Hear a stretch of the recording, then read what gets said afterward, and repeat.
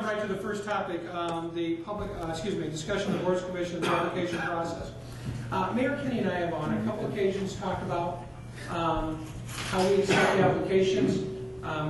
We in the past, and we asked City Clerk Michelle Wright to be here tonight to answer any questions you have. In the past, we had a deadline on the application process. Somewhere several years ago, I don't know exactly when, we started providing a little bit more flexibility for residents to bring in their application almost until the deadline of a council meeting and still being considered.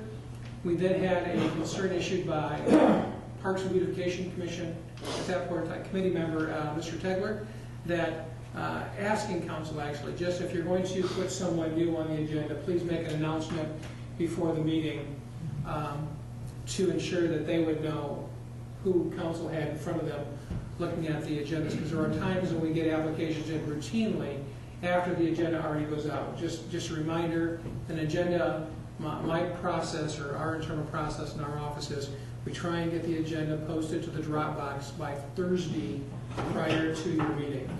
If it goes out on Friday, I'm okay with that. I don't believe, but what I'm really trying to do is I'm trying to give you the weekend to review that packet. That's really my goal, is to try and give you as much time as possible to look over the agenda package. I would never want to give it to you on a Monday.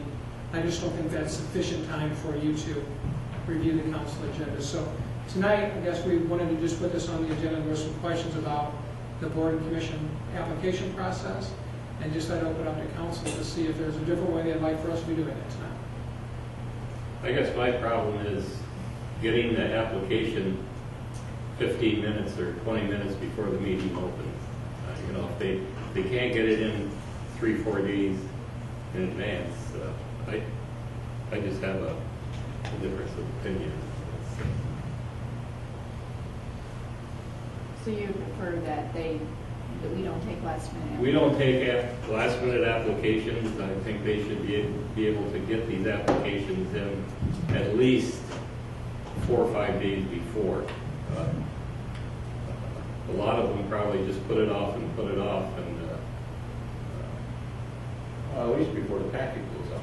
Yeah, and that's you're saying 4 or 5 days before the meeting. That's fair.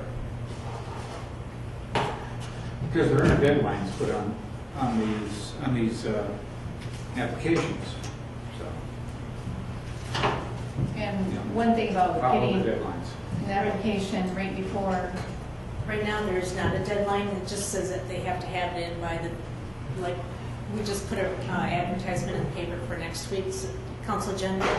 We just ask that they have it turned in by the night of the council meeting. Right. And we used to do it the week prior, so then we had that deadline. Maybe we need to go back to that, because we've been getting a flurry of these, and I can see 1, but 3 and 4, which we have had on occasion, is just that's.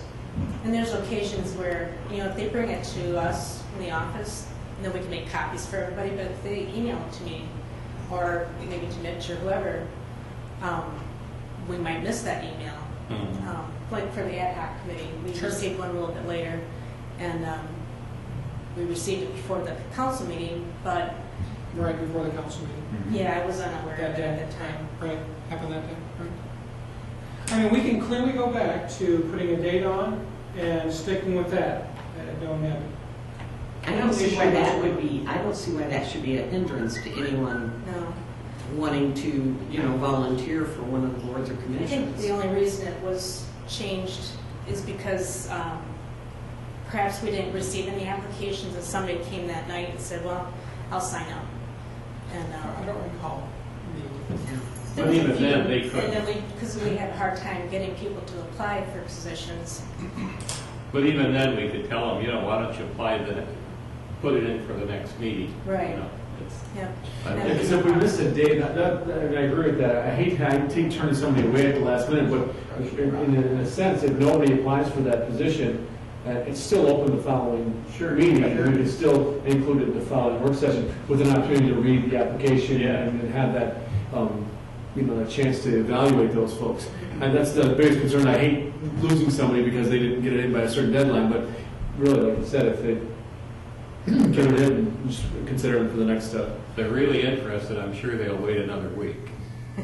What about maybe just going to having, we'll take applications like up to twice a month, like on, say this month, say the 12th and the 26th, you choose 2 Fridays a month, like one right before the week of the work session, so then you get it in for the next meeting, and then the last Friday of the month to get it in.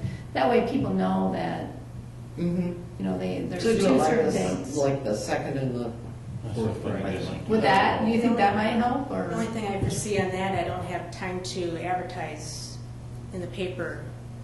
I mean, you could advertise, How often do you advertise, Michelle? Once a month? I try not to do that often. If we have vacancies, I do it more often. I would, rather than I think the doing it every the Fridays, that wouldn't give us enough time to get the applications processed on into you, because we always have that Friday, traditionally that last Friday follows up with that first Tuesday of the month deadline, so that would be kind of a logistic thing for my office.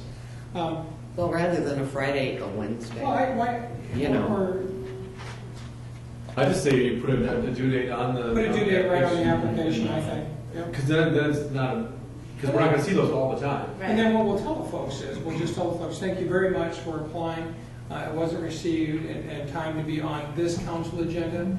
It will go on the next agenda. If there's no openings, for example, if there's no openings to the board they apply for, there are other individuals, then we'll let them know that. And what we would do is we would encourage them, at this point in time, there's no openings on this particular board you applied for, they have been filled.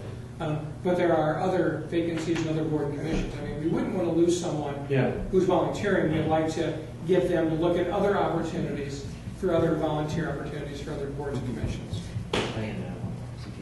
I do send a letter out like that if they apply Perfect. for. Sherry, thank you. If they apply for something that's not Yeah, Sherry open. sends that letter out. Okay. So Having a deadline is, I believe, the way to go. go back to the application deadline, so we're just going to stick with it. Yeah. We're just going to stick with it, and when folks are over that, we'll just let them know that didn't make this one. But if there is an opening, the next time around, we'll put them on there. Or if nobody applied for it, they'd be considered at the next available meeting, so. Right. Okay, all right. We're not going to turn it down. Perfect, okay, so we'll do that, we'll just do the council deadline. Does that seem sufficient for Yeah, everyone? that's fine. All right, Just so you know, for next week's council agenda, they don't have a deadline until next Tuesday, right before the council meeting, so. So we might see some in that. This will not take effect immediately, in other words. well, it will very, Well, it'll just take time for residents to also get used to the due date and then Sure. start complying with that, Right. so. Okay, Great. thank you. thanks. Drive safely home. Next one up is the recycling. Councilmember Whitliff and I have had multiple conversations regarding the recycling program. We currently have a contract with Allied Waste that expires, I think, September of 2015. September or August of 2015. It's a 5-year contract with Allied Waste. It's I believe the second, or this is our third contract with Allied Waste that we've had since I've been here. Allied, Shoreline, the name occasionally changed, Republican. Same firm has been providing that. As part of the contract, they are to provide drop-off bins for both commingled recyclables, aluminum, specific plastics, glass, tin, metal, things of that nature, as well as corrugated cardboard, newspaper, mixed paper bags. So we have one large container down there at the garage for the commingled, and we have probably 4 or 5. 4 or 5. What are those 4-yard containers? They're probably 4 to 6-yard containers, I think, for the corrugated, the OCC, and the mixed paper, newspapers and such. The issue that Councilmember Whitliff and I have talked about in the past is it's open 24/7. The garage is open 24/7, or the yard is open 24/7 down there for recycling activities. We have a bin down there for yard waste too, that they can throw yard waste bags in. I do that quite often at my house, the yard waste bags. But We have, since I've been here, since this recycling program has been going on, there is a pretty routine amount of non-recyclables, what I'll call it, non-recyclables dropped off adjacent to the recycling container. Primarily, it's adjacent to the commingled container. Everything from asphalt tarping materials, I think at one time, tar buckets, to, it seems like everyone likes putting down there their broken plastic Adirondack chairs. I haven't figured that one out, but it seems like those are real popular. Those are down there a lot. A lot of those various materials that, number one, aren't recyclable under our current program with Allied Waste, and number two, wouldn't fit inside those small openings in there. And probably not, if they could fit, they'd probably shove it through, to be perfectly honest. You know, they'd probably shove it through. And I'm happy that Jeff took the time to come here tonight. The concern also that we have from the Public Works Department perspective is that we have a lot of expensive equipment down there. We have a lot of product and a lot of equipment that is housed in the yard, which then is open during 24 hours a day, whether that be our salt or our other various equipments, and that's wide open to the public. If you've been down there on a weekday in the wintertime when the DPW is mixing salt and sand and getting ready for the day, or down there also can be some conflicts between vehicles which are driving down there trying to deliver recyclables, as well as the DPW operation. So, Jeff? Yeah, from my perspective, when all that trash is left, then we have to have staff pick it up, carry it around to the dumpsters that we use at the West End, which isn't a huge time commitment, but it does take away from other things that we're doing. I do have some concerns, and with having that yard wide open to everybody, I don't know that there's stuff going on, but there could be opportunities for us to do more out in that yard if it was secured. And probably the biggest issue that I have is the vehicle conflicts. That recycling center gets used all the time. Right now, there's people down there, and it's not such a big issue, but when we've got heavy equipment coming in and out, and particularly in the wintertime, it gets more congested because we've got all the salt and sand piles outside, and as we're mixing and loaders are coming in and out, and there's 20, 30 trucks that are coming out, and I'm worried that somebody's going to get hit by a truck or run into something. So, now, we have several opportunities to discuss. One of the opportunities to discuss is with our contract expiring with Shoreline Allied, this winter, February, March timeframe, we're going to be looking at probably going out, discussing with council, going out for another request for a proposal, request for qualification, whatever it may be, for an exclusive contract, exclusive contract for collection of refuse in the city. I believe an exclusive contract is the right way to go. Rarely do I think exclusive contracts are good contracts. Under this scenario, when we're talking about having heavy equipment running up and down our streets, I think an exclusive contract makes perfect sense. We don't want to have multiple contractors running up and down our streets, picking up refuse on 2 or 3 days a week in our communities. Right now, it's 1 day a week, depending upon where you're scheduled, doing it that way. And I think that really makes the most sense for our community to do it that way. But we could look at having conversations with Manistee County and participating with the Manistee County recycling program rather than having our own individual recycling program. I think the Manistee County program, Commissioner Marshall is here from Manistee County. That's been going for 3 to 4 years, I think, about now. Going on 4 years. Going on 4 years. So our contract was already in place when theirs started. But it may be an opportunity for us to eliminate or remove the recycling out of our contract and be partnership with Manistee County and be part of that program, a little bit larger program. That may be a possibility.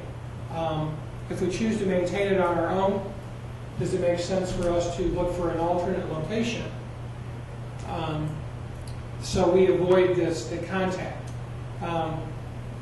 Does the county do curbside recycling pickup? No. Okay. What- So this would all have to be off-site Drop off. recycling? What does we charge each parcel here in the city for recycling now, isn't it? It's not recycling, it's for refuse Refuse. collection. So it depends upon, remember, we have the hybrid approach where we have, is it 1.15 mils? I think it was 2 mils we started, went down to 1.5 mils. I think we have it down to 1.15 mils per household. I realize that, but isn't there an extra? Depends on the type of service you collect. Whether you have a tote, whether you have a You pay 2-bag, that 3-bag. extra. Right. And then if you want curbside recycling, it's $4. I realize that. I take mine down to the city garage. So what size, what service do you get at your house? You get 1 to 2 bag, 3 to I 6 get 5 bag? bags. 3 to 6 bags. So you're getting the 1.15 mils plus whatever the 3 to 6 bag rate is, which I don't know off the top of my head. But what do they charge? Isn't there an extra charge for the recycling down at You're the city saying for the garage? pulls? No, for the city garage. If I take my recyclables down there right now, No. it's all, Part of the bid from Allied is, it includes the recycle part of, and that's spread out from all the refuge collection in the entire city. Yes, except that we also pay per pull to have the recyclables removed. So every time Allied picks up every time we fill up the container, there's a set price in the contract with Allied Waste to have that hauled. I think they take that to their material recovery facility, MRF, in Muskegon. So there's a per set price for that pull. Was that what you were referring to? What does that end up costing? what does that end up costing each property owner here in the city? I can't answer that question tonight. What is the county charge for recycling? County was at $13. Went up to 8. Commissioners increased that rate to $16 per household Per residential house. for residential houses. So if we went to the county, we would be paying $16 per each, residential household. yeah. Yep. Okay. I think, quite frankly, it's probably going to be a much more, probably, I don't know what the numbers are going to come out. I think the county program is going to be pretty economical for us to look at. What didn't make sense is we were already paying for it in our contract, and the county would have been on top of that. What made sense is, once our contract with Allied expires, when we're renegotiating a new contract, and we want to go with the county, we simply just pull the whole recycling component out of the refuse collection, and we go with that different component of the county. But the key here really is tonight is if we're going to keep this, where do we put it? How many hours what are the hours? I think the refuse, honestly, the illegal dumping of refuse, whereas I find it to be an irritant and I find it disappointing that folks are throwing trash out there that they know isn't recyclable just so they don't have to put it out on their curb, and we all know that's what they're doing. I wouldn't want to make more out of that issue than I think what's occurring. Likewise, if we try to limit it to the hours of the operation, which is 7:30 in the morning to 3:30 in the afternoon, Monday through Friday, I think that really limits the ability for our residents to utilize the facilities. If you're working or if you're not off, a lot of folks, personally, me, my family, it comes down on Saturday. That's, we do that, drop that off before we go to the soccer games. It's just kind of a routine that we have. Well, that'll add to the congestion there too, because now we've funneled it down to a certain amount of I hours. didn't even think about that, that's true. I really think we need to get it down to checking for residents, that it's city residents who are using. Jeff, you were going to look into property, city property, where we could possibly move the location to. Did anything come of that? There's a couple parcels in the industrial park that are vacant. There's a couple other vacant parcels, but they're not city parcels. ultimately, I think something that we should look into is an off-site recycling that's not a part of the DPW, but even if it was adjacent, would be okay. But someplace that that you can drop off all these recycled materials, but maybe even expand that into a place where people can drop off Christmas trees and people can drop off leaves and expand that out and reduce, see if we could reduce some of the load that's on the staff that we've got, so that we can. I mean, we're trying to do more things with the staff. We're trying to tackle stump removal now. We're trying to tackle sidewalks, and so anything I can do to free up some of the time and the work that we're doing, we can use it in different locations. But really, the only Are people really going to take the Christmas trees down there though, instead of just hauling them to the curb? No, not the first year, no. The answer is the first year, no. They're going to throw them out there like they always have until that education process. There are many communities that don't provide. There's a lot of communities that don't provide the level of service that we do at Manistee. I'm not saying that is a bad thing. That's just a reality. What about the elderly folks that can't? There's elderly folks in every single community across the state. I realize. There's elderly folks in every community. Grand Haven, you had to take them to a central location. It's very popular that you have to take, that there's how do the elderly folks get the Christmas trees there? Well, it's one thing, when you get it home, you can bind them, but once the trees... Yeah, they're fall apart needles. And it's harder to put into a vehicle than most people have. True. These are just some of the ideas that we kick around all the time. In the example of picking up Christmas trees, we send the chipper crew around couple times every week through the month of December until they get there. And I'm sorry, January. Okay. Early Christmas. So for 3 or 4 weeks, we send a crew out twice a week that takes 2 people. That's, 4 man days per week is 16 per month. I mean, it takes a lot of effort. And the trees still come out in February. They still come out in March. They still show up in April. And then when the snow melts, then we go back around and we pick them up again. Why can't we set a date to that? It's just tree pickup day, I don't know, make it the first week of January. Just say, pick 2 Fridays or something like that and go at it. And I'm not saying that we have a problem. I'm just saying that we are constantly having dialogue and looking for opportunities where we can increase efficiency, or we can spend our time doing other things, to basically stretch the dollars for. Since they send them out 4 times, they'd only be 2 times, so we do it by 50%, that's efficient. Well, what they'll do. And after that, that's. Well, what they'll do is they'll just put them on the curb and call for a brush pickup. I mean, that's the logical thing, and then they'll get picked up throughout the year in that process. Sometime in the spring. Yeah. But I want to get back to that, Mayor Kenny. You made a comment regarding we need to make sure that only city residents are using the recycling center. I didn't want to miss that. I think that can occur. I'm not sure if the cost for that is worth trying to obtain that compliance, because the only way I can see that occurring is if we had an individual down there checking IDs and licenses for folks coming into town, or coming into the recycling center. Well, you can do it for a month or so and see if there's a difference in the amount that we're pulling. That would give you an indication whether there is a problem there or not. Because if the citizens of Manistee are having to pay to have more, Pulls. yes, Pulls. more bins pulled, Yeah.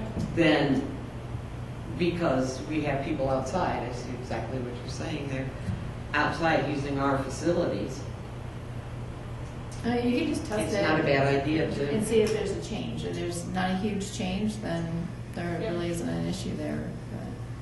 And if we went with their county program, it really wouldn't be an issue at all. Because each individual residential unit would pay $16, as Mr. Marshall alluded to, and then it would be a county program at that point in time. I think we need to first decide if it's a county program or a city program, would it be in the same place? I mean, we're looking at alternative, you want it away from the garage, correct? Correct.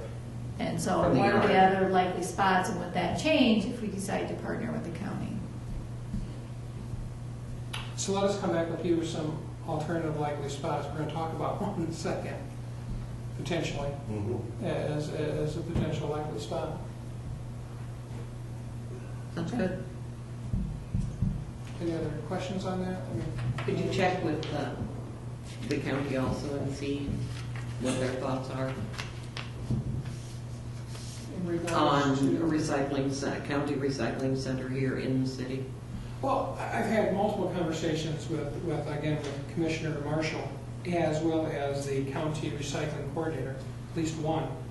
And they would love to pick up the city as 25% of the county population. That would, and I think we said at least one, possibly two, in the greater Okay. Manistee City area. to So they're services. already. But again, we need to look at the cost, because they're be coming back and charging per household, that's where they get their income That's to pay correct, for the right, program. right. Versus what are we currently on average paying? Well, I think A they have month, quarter? a year. That's a year. It's a year. $16 a year. Oh, I was thinking Well, $16 a month. Yeah. No. It's $4 at the totes a month through LA to pick up. I think it's more than that. I think the totes are more expensive than the $4, but I don't. But residents would still be able to do curbside recycling if they Sure, chose sure. to. Oh, that's what he meant. So did you mean the curbside buckets? $4. $4. Where is the county recycling center right now? Well, we actually have 7 drop sites, whether it be Calabar or Nakama or up in Arcadia. Where's the closest one to the city? To here, either Onakama or Calabar. There's no doubt, there is no doubt that, that separate townships have the recycling. Not every township in the entire county has county recycling. But there's also no doubt that whether that drop site is in Calabar or Arcadia or Onakama, people from other townships and counties are using them, just like there's no doubt that down here at the drop site for the city, County residents are. I'm guessing that there's people from out of the city. So limits if the that city went in with the county, we'd have to go to Onekama or find a location. No, we would put the drop site here. It's obvious, we don't want it in the DBW lot. Yeah, it could be a WW or an alternate site. Yeah, whatever alternate site. And we would think about, the county at this point would talk about wanting to put it maybe in 2 places, maybe one at the south and north end. But we have to find them places, just like you have to find them if you fund it yourself and want it outside of the DBW corridor, I guess. Because it doesn't matter whether they partner with the county or not, we still need to find a Right, place for location. Yeah. recycling. What gets you to put And the truth be told, correct me if I'm wrong, we would say part of the drop and pulls are due to usage that probably are outside the city limits. And that combination, it seems like a logical choice to result, and it's an equitable choice that allows the county and the city to collaborate. I think we should probably also, if we're going to do that, then I think we should honestly look at what we spend on that annual basis. Sure, for polls. sure. Fence it in. So what it would cost, and what, Well, and I think, the cost difference. I think there needs to be a correlation with the millage rate too. Absolutely. I think that if we're pulling out that cost, then we need to look at that as how does that relate as part of that 1.15 mils to the citizens. Why can't, the DPW, the exit door of the DPW garage. Yes. You got a fenced-in area where the fence-in starts from that door and goes to the main gate, Parks Department? the Parks Department area, where they've got the stop signs and put it there, put a gate to Washington, put your gate and close off the DPW access. That little corner right there. Yeah, where they store all their, Yeah, Where where they had a yard Where sale. your recycling crap is right now. We're just moving it. You're taking this and put it there and there and there. I understand what You you're put a gate in, you're done. Yeah, ideally, if Still hit it. that salt shed was someplace west Right. of there, you That could right carve there. out a little corner. Yeah. I see what you're saying, yeah. But it's still, that location, you would have to put A sidewalk in. another driveway in to Washington, and then it'd be right in between the two. Well, we also have the issue of cars, okay, they pull up then and park in the street to go drop off the recycle. We've got trucks coming and going, so there's some congestion There's issues still that there too we have to look at. Right. Yeah. No, maybe we can, I mean, but if you shut your gate, they pull the DPW to the road right there. If You we said had you had a location And that unload you're their crap. tonight? Say that again? You said you have a location that, a suggestion? Well, we have when we talked about a different project that I think that we had talked about, this may be we can do something all encompassing on this next one, so. Ultimately, I think if it gets relocated out of the DPW, I think it needs to be protected so that it's not out where the wind can pull that stuff and blow it around. Sure. It should be fenced in. absolutely. It should have a solid surface on it, either compacted gravel or paved. The more visible it is, the less likely people are gonna dump stuff that they shouldn't be. Right now, if you drive into the Public Works garage and there's nobody else around, It's pretty, it's pretty isolated area. Yeah. So it's visible, it's accessible, and so we look for options that are out there. I think we gotta have, I mean, I appreciate, so you're talking about really that, I know you can't see it, but just that little alcove right there in front of the garage right there. Right, store the barrels. Yeah, yeah, And everything else. barrels, and I think we put the Crap. the baskets, All the flower baskets, all the yeah, flower fill baskets that right thing there, up. yeah. Okay, all right. Ultimately, they would like that roofed in as cold storage, so that we can, that's a whole other discussion. So the other topic, Mayor and Council, that we wanted to talk about was Another form of recycling. another form of recycling. As you know, several months ago, we got a request from Paul Swiderski to purchase a lot in Manistee Township. I never can get this right. Good stuff. There we go. From Manistee Township to look at buying a lot in Renaissance Park. For years, we used to, and I just want to quickly go over a couple of items with you. For years, the city of Manistee has used to store and have concrete sidewalks, driveways, etc., and asphalt crushed at the city compost site. The city compost site is off of, I think I'm saying this correctly, Domchuck Road, probably a couple miles south of town. By the time you make the trip, round trip, probably 4 or 5 miles round trip back and forth to the city. We own a 40-acre parcel where the former city landfill used to be, kind of at the corner of Red Apple and 31. Kind of, it's not right actually to the corner, but you see it when you come up there. We've got several monitoring wells out there for the old landfill.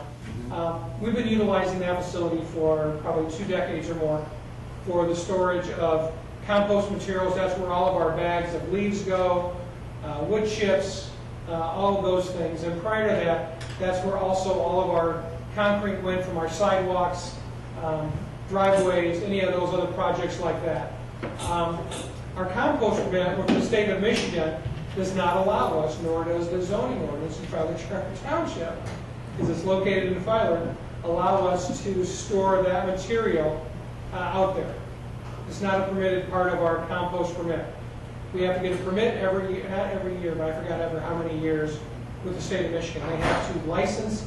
We have to submit every year. We have to submit and pay a fee to compost out there. So the existing permit does not allow for the storage of concrete and asphalt. A request has been made by Mr. Swiderski, Swiderski Brothers Excavating, to purchase a lot in the Renaissance Park. We talked about that with most of you. To store and crush concrete and asphalt. The DPW has been looking for a site also now to take our asphalt and concrete that we crush and take out. They were used to go out to the compost site, can't do that anymore, so we are also looking for a disposal site for us to take that material until it can be reclaimed, crushed, and recycled for the city to reusing it on projects. The location of what we're talking about is at the corner of Washington Street and Veterans Oak Grove Drive. We own a corner parcel. We'll show you that parcel in just a second. The materials could be stored at that location by both a contractor and the city. Materials would be crushed every 12 months to 18 months, depending upon how much material is stored out there. So it wouldn't be a continuous crushing operation. It's going to be much more of a storage operation that occasionally will crush concrete and asphalt, and then that material would be used on various projects. Just kind of thinking through this process, what's in it for the city of Manistee? If we were to lease this property to Swiderski Brothers Excavating, the only thing that would make sense to Jeff and I in our conversations is that the city would receive an agreed upon percentage of the crushed materials for our projects, whether that be into our alleyways or construction projects that we have. We would be able to use a percentage of that material coming in. The current property is zoned light industry, which allows for outside storage of materials as used by right. Outside storage of materials does require both adequate screening and planning commission approval as part of that location zoning. So the location we're talking about kind of on the large view is that triangle parcel right there. So Veterans Oak Grove Drive kind of is this location here. Right here is the wellhead from Aztec. Has an oil and gas well right there. They only have an easement for that property, which is fenced in right where they're located. So the rest of the property is open. To the east would be the railroad tracks. To the west would be the DPW building, and this is Kieskowski's manufacturing. No. No, I get that wrong. I'm sorry. Yeah, This is Dr. Shrink. This is Dr. Shrink. I think this is Dr. Shrink also. This is, my apologies. This is the city DPW. Right here's a really good view of that alcove that Councilmember Goodsby was talking about. And this is Jim Kieskowski's building. Thank you. So it's light industry. Jeff, how far would you estimate between the property boundaries until the back of this lot would be? 400 feet, 300 feet? It's a long way. 300 feet, It's all 400 wooded, it's all vegetated. Full of poison, anything. Aren't there two projects for sale right there? There's several properties for And sale. then you want that to be developed, and you want to put asphalt, asphalt next to it? Is that where the two properties are, is that residential, zone residential? Yeah. Wow. And so you want to develop that, and then right across. Well, two separate paths, but parallel paths kind of brought us here. Once we determined that we could not take our materials out to the compost area, then we needed to come up with a location where we could. And so we have to actually sort our stuff into asphalt and into concrete, and then we're trucking it out to Elmer's out on 55. That's the closest location for us. Swiderski had been storing and using the material that we generate out at the compost site. We informed them that they could no longer do that, so they've crushed all that material and are hauling that out, and that'll cease operation. So we've both been looking for a place that's convenient for us to take those materials, and we generate it on a daily basis. That site there is within the industrial park. It's owned by the city. Swiderski has offered to lease or purchase the property as part of the industrial park, and has offered that the city would be able to, either way, the city would be able to deliver its materials and then either receive compensation or an exchange of in value of the materials that we would use on a daily basis.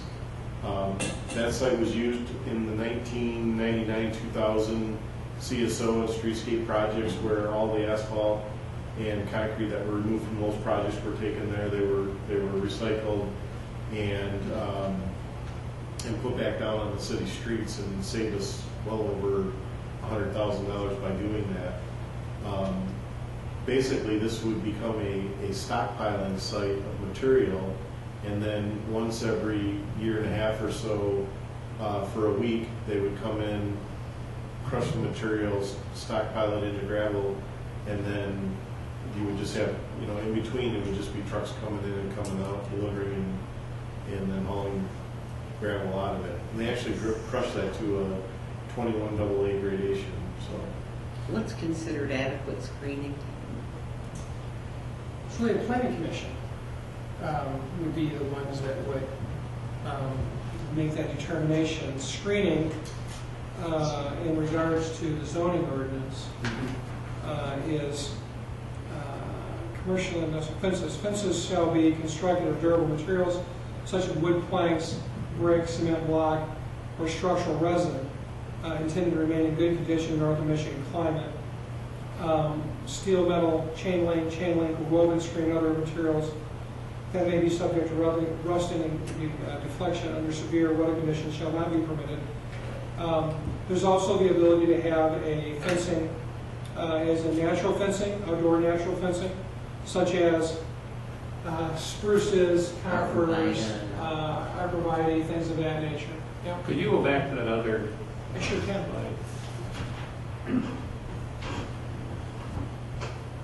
So those people to the south, that's all residential. These From homes Quincy here- Street over to Veterans Oak Grove Drive. Yeah, It's the all Meaniers, they residential. live right on Washington Street, that's the last house on Washington. This one right here? Right there, Yeah, that's, tell me next. And the rest are all vacant Is lots. that, right? They are. but This it's is an residential. undeveloped, I think she called it Madison Street? Or, that is, Is that Madison? Madison. Yes. Yeah. Undeveloped Madison Street? Even where it shows South Kolashevsky, that's actually Madison on the Act 51 maps as well.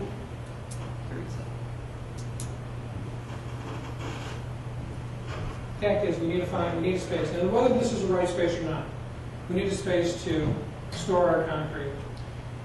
The impacts from just the DPW trucks coming in and out of that building across from those lots is probably 10 times the activity that site would ever see from gravel deliveries and crushing 1 week a year. I remember when we stored the cement and such back for streetscape, and when I would come around that area, I would find it unsettling. And now that we have Harbor Village, people use that as the shortcut through. I wouldn't be in favor of having any crushed cement in that area. Well, and again, my concern is these people that own those lots probably want to develop them at one time or another, and There's two right in there. We want to sell it. Use quite a few parcels, try to sell that. Again, you can use natural fencing, this is light industrial, it falls Well, within its use. it's light It's city industrial. owned. We've had the same use there on prior projects without incident. Mr. Swiderski, and we're really here tonight to see if Makes sense, right. if council believes it makes sense and it's worth exploring and coming to some terms. He is very excited about the site. It would be beneficial to the public works operation. Some of the things that he has said about that site is that he would be willing to plant spruce trees or some sort of Natural barrier all along the roadway, along the right-of-way, and he would like to install fencing to make sure that other people are not bringing stuff in that's, just foreign material that wouldn't be beneficial to him. So it would be gated, it would have some natural screening along the roadway. We haven't really got any details beyond that, though. If, And actually, I know, I'm real familiar with that little piece of road anymore because I've been using it a lot this summer. And it's sumac out there now. And which road are you referring to? Veterans Park. That's all It's actually not Japanese nut. sumac. It's Japanese It's nut. Japanese nut. That's what that is. It looks like sumac. It's an invasive species. It's an invasive species of Japanese nut. And if, well, the Japanese knotwood is, so if he could eliminate that, it would be an environmental asset also. I don't see that as a possibility. Every time I drive by that, I'm like, why is this sitting here being wasted? So I think it's perfect. We actually mowed that, we mowed the usable area in there, if you take a ride by. Just last week you mowed it. Yeah, just in the last couple, this week we mowed Yeah. it. So you can definitely see the site that we would be talking Okay. about. If we're not interested, council, if we're not interested in this location here for the variety of reasons you're talking about, are you interested in amending your protective covenants for having a lot in the Renaissance Park to be used for this location, for not only to sell that, but also then to sell that? I mean, he's offered to buy that there also. It would require you to amend your protective covenants, our protective covenants, for the use of that facility. It's hidden. Well, what high trees, I like a lot better out But there. it than doesn't if you solve the woods, right? city issue. Well, we would have to travel, 5 miles one way. exactly, right. And at what cost, not only for gas, wear and tear on the equipment, and Time. labor. Yep, all of those. Yeah, but just like Tom was sitting there with an east wind and you started pushing that, or just having a dust blowing over, I mean, you've got some expensive pieces of property that are, But under that scenario, then you need to change the zoning to not make that light industry. you got. If we Well, don't that industry is mind. one thing, but having, No, but well, it's, we just had a big deal here 2 years ago about coal dust over on that consumer power. my point is that this is a permitted use Right. in this location. If this was owned by Aztec, we wouldn't be talking about this. They'd be at the planning commission talking about what kind of fencing to put up and what kind of shielding.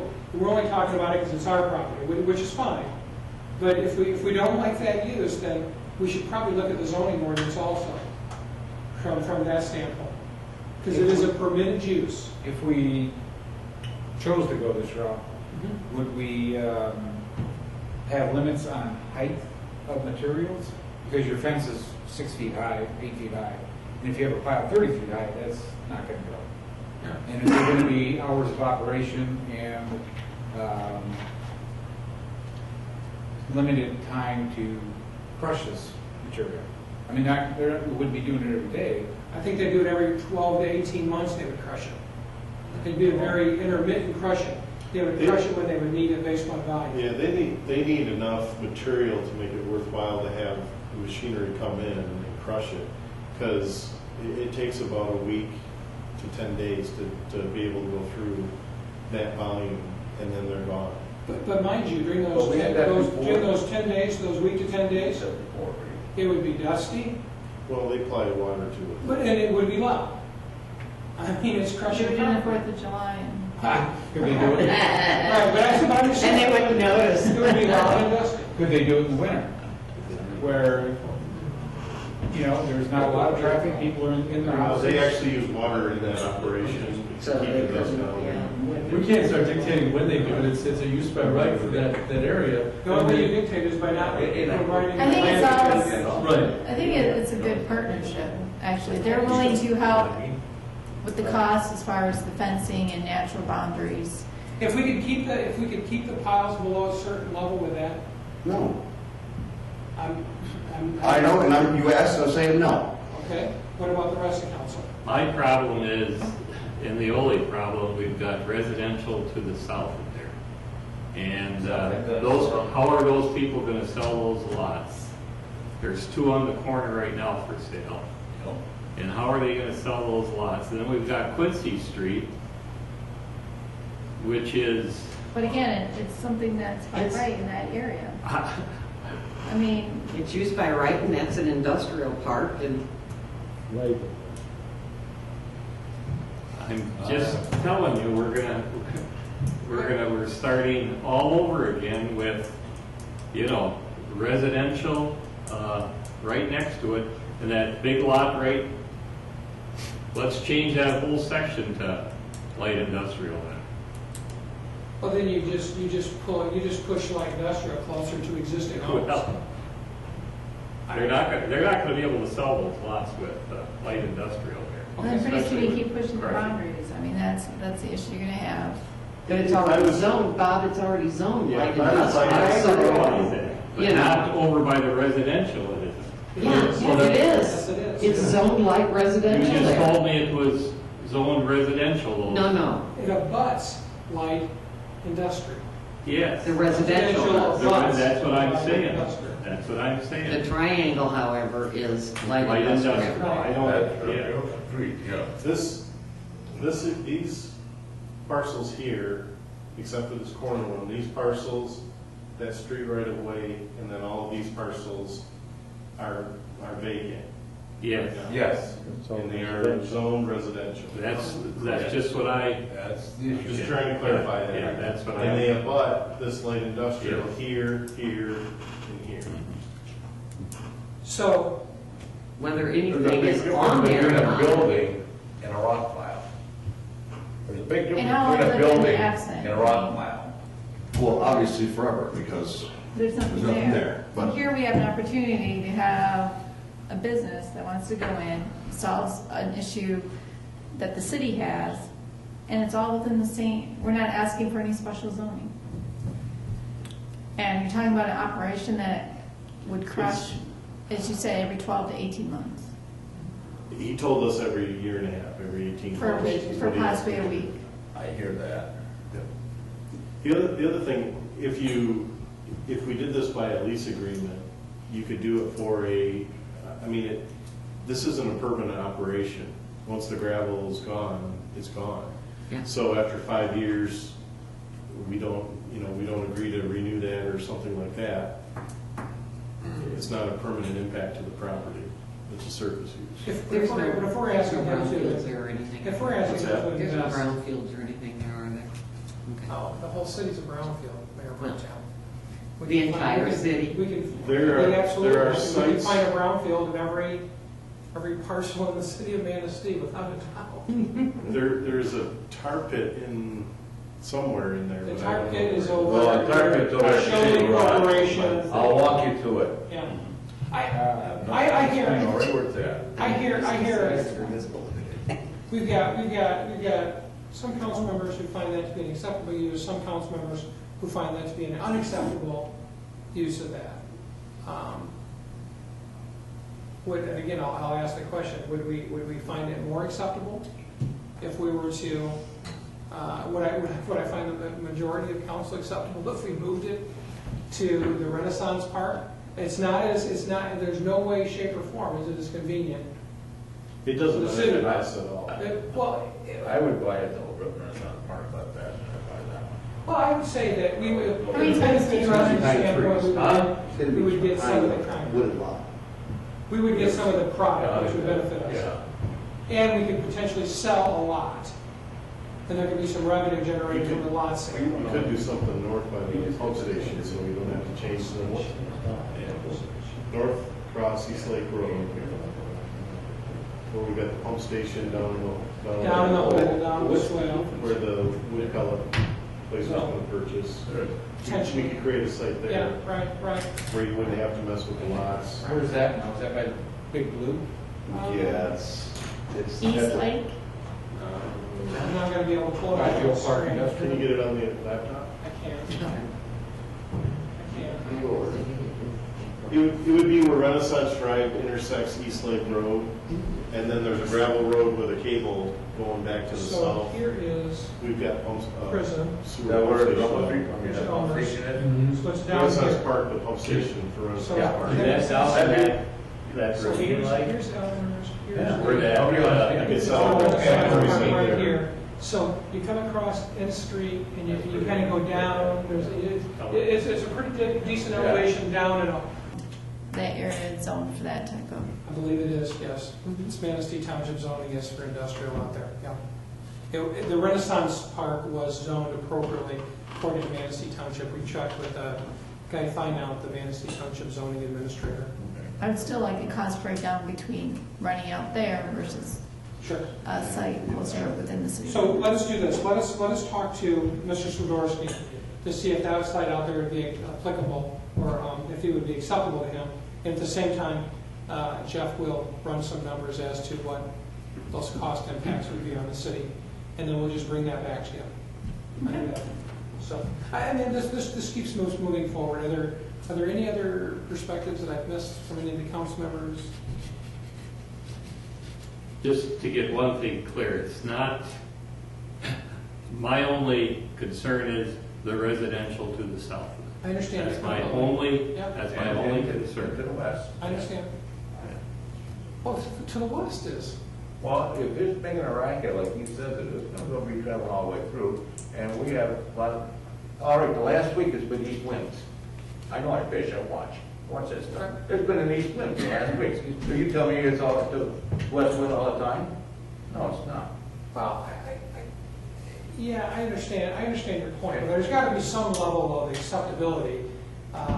Just because there's a west wind, I mean, that's why we have setbacks differences and various things of that nature. I mean, you're talking from Dunes Drive to that location there, you're talking half mile, maybe a quarter mile.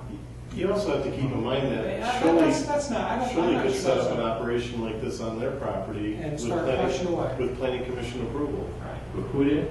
Shirley, Or anybody else that owns a lot in that industrial park, it's a permitted use. So they could, Mr. Ferguson could start the same operation on his as long as he got planning commission approval. So what's the downside to having Mr. Swiderski buy one of the lots in Industrial Park and start set up so it's still closer, it's still the collaboration, it's, we'd have to sell lots in the industrial. Sell a lot in this industrial or Renaissance Park. this one here.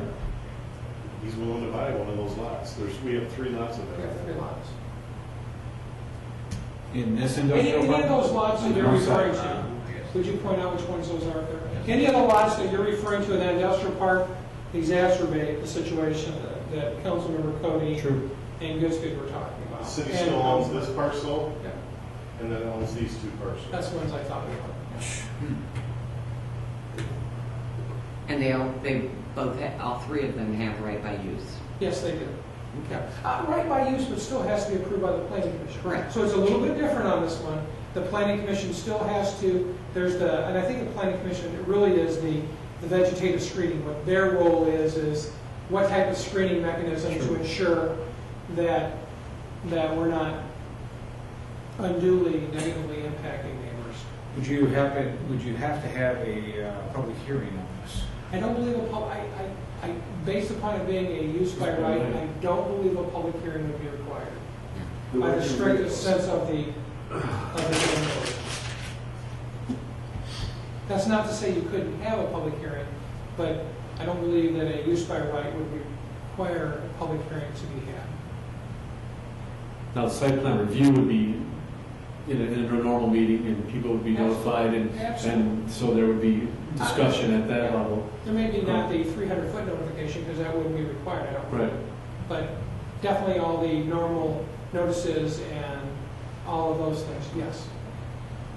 But again, those 2 different lots, which are directly north of Mr. Kieskowski's property, if you can envision that in your mind right there. Those, if for example, you set up a crushing operation there, those would have probably more of an impact upon the Dunes Drive homes, which, I mean, you're just getting closer to them. Yep. That's just the bottom line. But it's a permitted use is what. I would rather check into the one out in the Renaissance. And we will do something. Just remember, we okayed having fireworks in our city every day, but we're concerned about crushing a week out of the. No, I'm not concerned about crushing. I'm concerned about go to Fremont and go down Lakeshore Drive and look at their pile. Look at their pile. When you're coming in, you're seeing beautiful houses, and then you got that pile of crap. That's what I'm concerned about. My brother lives in Fremont, go by it. It's like, my God, why would they put that there? I think that Right behind the brand new school and everything. You got that pile. Well, That's part what of I'm that saying. is that the people who built the houses, built the school and everything else, knew that there was an industrial site there, light industrial, and went ahead and did it anyway. Right. But these people didn't. Sure they did. This is, how long has this been light industrial? Dunes Drive. Oh, my God. Okay, you're right. Why do you guys bring this to us? Why? Because we believe there's an appropriate conversation to have about the use of that lot. And that this, from staff's perspective, is a permitted use and there's worth discussion of council. So that's why we Okay, that's fine, but I disagree with it. I understand that completely. Thank you. So, For site reasons and for site reasons.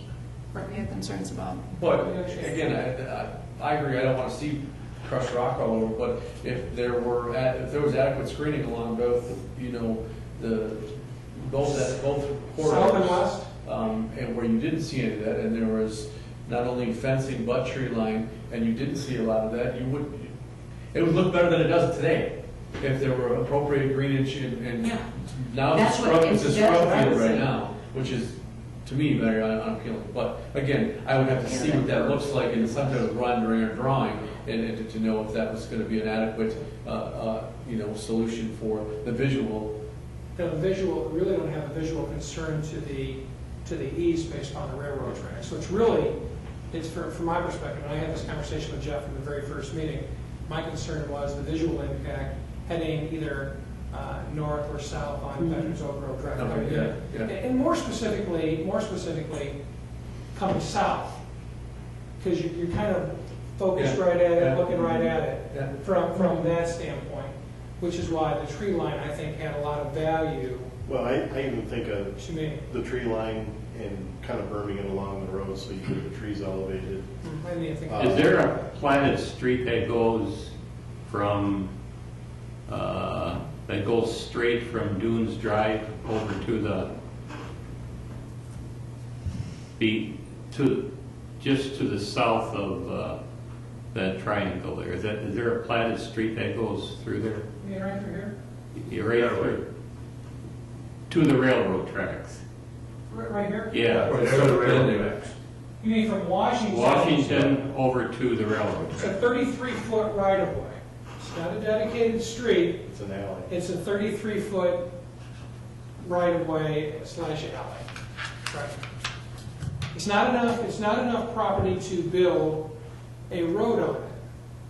It's not wide enough to construct a local or a major road. Okay, just to the south of that is a platted street that goes through there, I think right? that's Madison. Madison, okay. Mhm. So- And that is a dedicated. So anybody that wants to, if somebody wanted to buy these lots in there, they could petition the city to have that street Probably through a special assessment, they could. assessment, put that through. Okay. Now, here's a question. The triangle parcel, that is as flat as a pancake right now, correct? She is flat. Okay.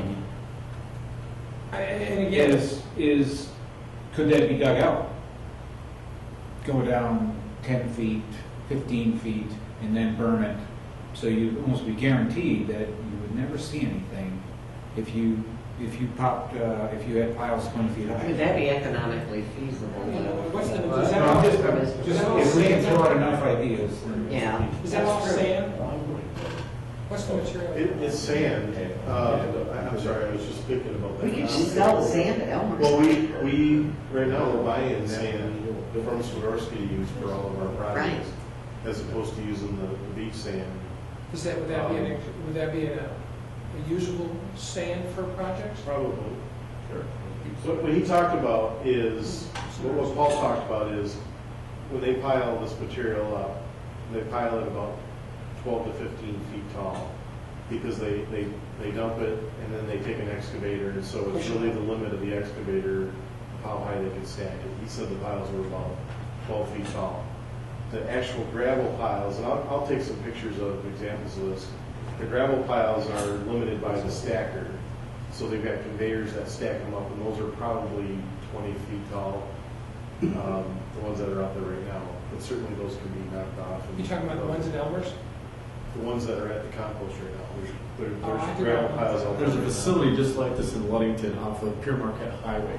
It's right on the corner of 6th and Pure Marquette. Right. It's the Brothers something, Dunes Brothers or something like that. They have exactly the equipment you're talking about, right? And they're doing exactly what we're saying here. They drop off all the big pieces, crush it, and stack it. Is that in the city limits? No. He was storing it out by his place on the end of Red Apple, I believe. And I believe the township closed them up out there. Could be. For whatever reason, I don't know, maybe it wasn't known for it, I don't know. Could be. Well, Dennis, I think we've got, I think there's a couple of things, you know, we've council has indicated they would be willing to look at the location across from the Renaissance Park as a potential spot. Mayor Kitty's asked us to look at the feasibility and what some of the additional costs would be for the transportation out there compared to a site inside here. There's some concepts about can we keep it, if we kept it under 10 feet in piles and things of that nature. Are there things we can do with screening and fencing? So I think this gives us enough to sit down with Mr. Swiderski and try and see if it makes sense or doesn't make sense. And it may make sense to the majority of council, or it may not make sense. The truth be told, I do think, I personally believe that we should do whatever we can to help to work with a collaborative effort with Mr. Swiderski. I think it makes a beneficial collaboration between the city and a business in town, and I don't want to see it go away because we can't find a solution. The issue you're going to find is every solution is going to have several opponents. What's our least undesirable location and work from there. But we can identify the pros and cons from our perspective and present that to City Council. And you may have different pros and cons, and then ultimately, I think ultimately we can come to a solution on working with Mr. Swiderski. I just think he's a local businessman, he employs local folks, and there should be a benefit of the city with receiving some of that product for our projects. I agree with Councilman Gusted. I think Paul would be willing to work any of these, and he's reasonable, and The big conversation, or the reason why the conversation is being had here is because we were looking for a solution. He happens to be looking for his own solution parallelly, but they cross because we've got property and because we both are looking for this common solution. So if it works out for us, that's great. If it doesn't, then we'll have to find something else. But so we'll work up the pros and cons of each of those sites and then the economic impacts. And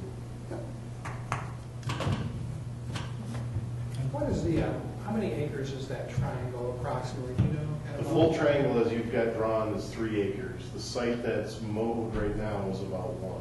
So that way when you drive out, if you want to drive out and look at that, it'll give you a kind of perspective of how big the area is. Yeah, even if you look up on the screen, the trees stop here, or the trees start here, so this whole thing is That wooded. wedge is trees. We wouldn't want to get too close to the railroad. We would buffer it back so that we're not impacting that oil well site. What we talked about is fencing across here, using that same driveway and then just putting in a gate, and then a berm and trees all along here. That helps us a lot. Soros gives us plenty of information that we can to see if we can work something out that makes sense, or if not, provide some options for City Council to review in the future. So, great, thank you. Because that robs from the future. Likewise, you shouldn't be spending too little today because that robs from the current generation. You need to strike that balance. And that's what the spending policy tries to address. The other piece that's critical about that is your asset allocation. How are those assets invested? If all my assets are invested in bonds that are yielding 3.5%, I can't spend it 4.5%. So I've got to have some equities in that mix. And that asset allocation to give me related return